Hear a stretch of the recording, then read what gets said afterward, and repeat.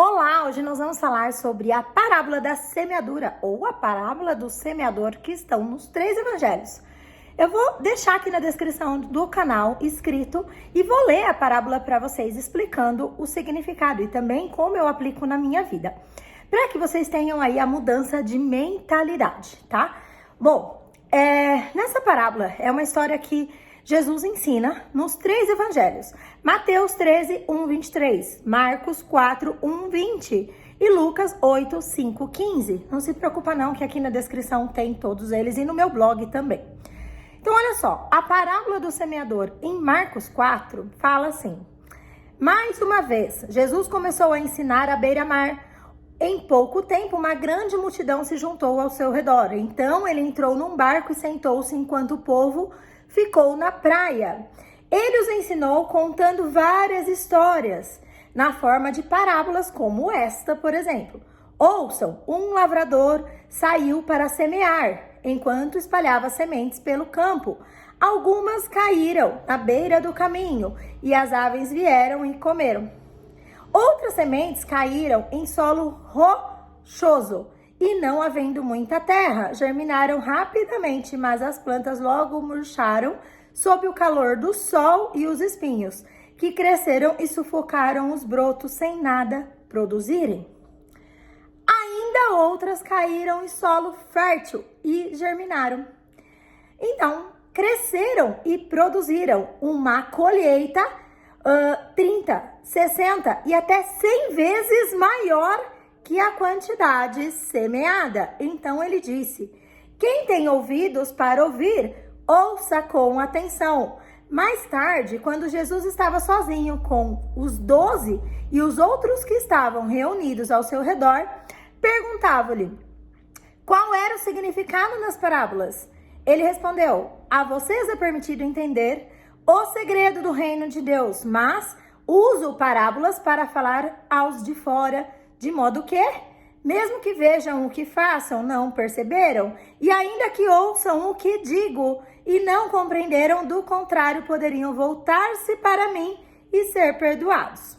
Então Jesus disse: se vocês não entendem o significado dessa parábola, como entenderão as demais? O lavrador lança sementes ao anunciar a mensagem.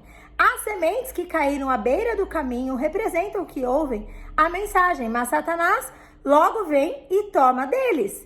As que caíram no solo rochoso representam aqueles que ouvem a mensagem sem demora, recebem com alegria, contudo, uma vez que não têm raízes profundas, não duram muito tempo. Assim, enfrentam problemas ou são perseguidos, certos? Por causa desta mensagem, cedo desanimam. E aí, logo ela é sufocada pelas preocupações desta vida, pela sedução da riqueza e pelo desejo por outras coisas, não produzindo fruto. E as que caíram em solo fértil representam os que ouvem e aceitam a mensagem, produzem uma colheita 30, 60 ou até 100 vezes maior que a quantidade semeada. Em Marcos 4, 1, 20. Bom, vocês vão olhar nos 3 evangelhos, tarefa de hoje, tá? E pode ler com calma, com paciência e com sabedoria. Peça prudência e sabedoria, sempre, tá bom? Por que a explicação, Pri? Porque na explicação que eu vou passar para vocês, vocês vão ter um outro entendimento. E depois, é claro, eu vou falar um pouquinho, bem rapidamente, sobre o meu entendimento e sobre como eu apliquei isso na minha vida. Bora lá! Jesus contou essa ilustração de sementes sendo lançadas em diferentes tipos de solos para explicar os diferentes tipos de respostas das pessoas que dão quando ouve a palavra de Deus. É difícil, né, entender a Bíblia. É difícil começar a ler e terminar um evangelho, os salmos, os provérbios, isso porque são os mais fáceis, né? Bom, enfim, né?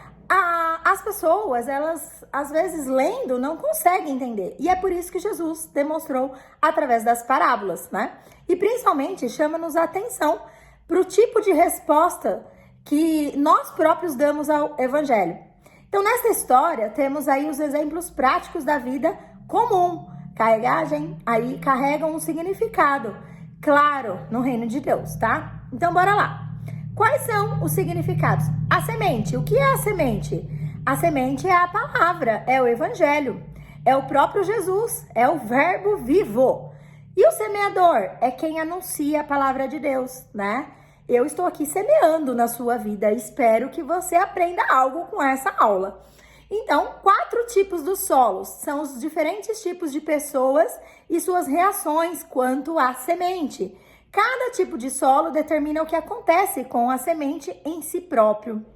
Então, todos nós temos sementes e você tem o poder e o autocontrole, o domínio próprio de saber o que fazer com essa semente. Para onde você vai levar? Como você vai multiplicar e plantar a tua árvore para que as borboletas cheguem até você? E olha só, beira do caminho, o que são? São pessoas que ouvem, mas não creem, têm coração duro, não receptivo às palavras de Deus. As aves que comem a semente são um símbolo de Satanás que vem e tira tudo deles, né? Inclusive a palavra, para que não se salvem. O solo rochoso são pessoas superficiais, ouvintes emotivos, que na verdade estão ali por estar, ou de repente falam, mas não praticam, tá? Então, essas pessoas são com entraves internos, né? Pessoas que ainda não mudaram a mentalidade e que impedem o evangelho de criar raízes profundas.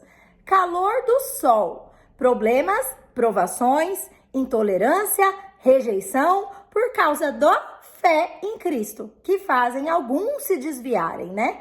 Então, as pessoas às vezes veem a tribulação e se desviam do caminho. Solo com espinhos, pessoas que ouviram, mas com o passar dos dias são sufocadas com preocupações do mundo, prazeres da vida e têm inclinações gananciosas e egoístas e não dão frutos, pois vivem para satisfazer seus próprios interesses sem pensar no próximo, sem servir. Bom, o solo fértil são as pessoas que ouviram a palavra de Deus, receberam a palavra com a fé, com um coração honesto e reto dão fruto, mesmo que para isso tenham que enfrentar dificuldades na vida. Qual é a colheita? 30, 60 e 100 por um? São muitos frutos produzidos através da boa semente recebida pela fé nos corações. Bom, eu vou falar aqui para vocês 2 coisas, tá? A primeira, os 4 tipos de solos explicados, na verdade, a parábola do semeador, eles ensinam pra gente sementes que foram lançadas em diferentes tipos de pessoas, certo? E a Bíblia, ela tem sido anunciada assim, por diferentes tipos de pessoas ao redor do mundo todo. Todos já ouviram o evangelho de Jesus, assumem uma postura em relação à boa semente. Por isso convém refletir sobre quem nós mesmos somos nessa ilustração. Bom, os pastores, os padres, os missionários, as pessoas que já têm uma autoridade, fizeram teologia, estudaram e levam a palavra na igreja, são algumas pessoas, né? Temos pessoas de todos os tipos. E temos muitos pregadores dentro da internet que estão, sim, né, levando o evangelho de uma maneira assertiva, com comunicação e trazendo muitas almas para Deus, certo? Tem pessoas que estão fazendo por interesses próprios, para que consiga crescer, né, se tornar poderoso, entupido de seguidor lá, né, influenciador nato, usando a palavra de Deus para se engrandecer.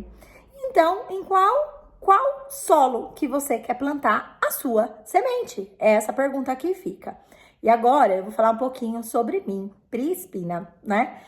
Bom, a minha vida é um milagre, o meu filho é um milagre. A gente ficou aí 54 dias entubado na UTI, e eu grávida de 6 meses, em plena pandemia. Hoje meu filho tem 3 anos, né? Fiz traqueostomia e passei por bons bocados e pelas orações de muitas pessoas eu fui curada. Então eu sou um milagre vivo e eu decidi, né, estar aqui falando sobre finanças bíblicas primeiro e depois de produtividade, organização, tempo. Eu sou mãe de 3 e o meu negócio na internet é renda extra, é múltiplas fontes de renda e é investimentos, tá?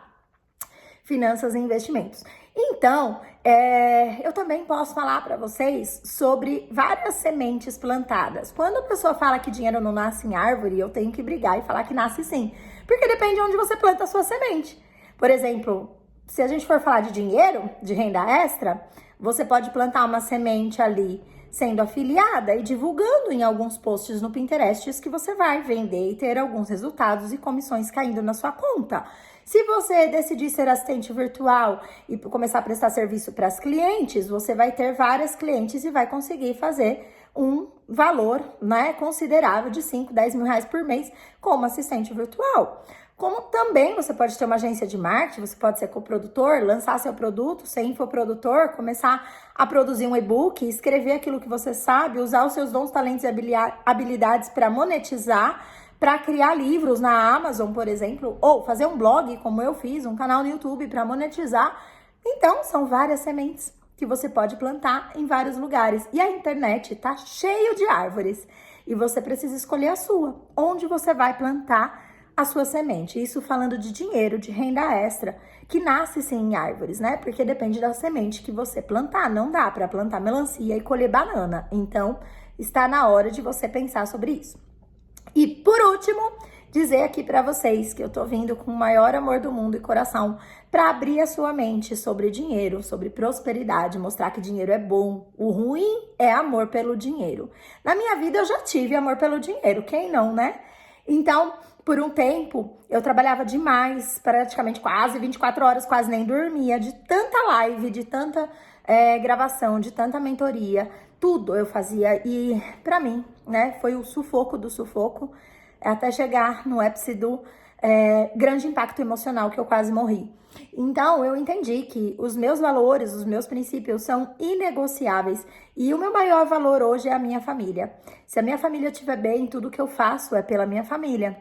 E tá tudo bem você trabalhar para a sua família, para os interesses. Mas, quanto mais pessoas você servir e ajudar, mais sementes você está plantando. Então, imagina, se pelo menos uma pessoinha no mundo assistir essa aula e entender sobre as sementes, né? Onde ela está plantando, que tipo de pessoa que ela é, mesmo com a tribulação, mesmo com o mundo caindo em sua cabeça.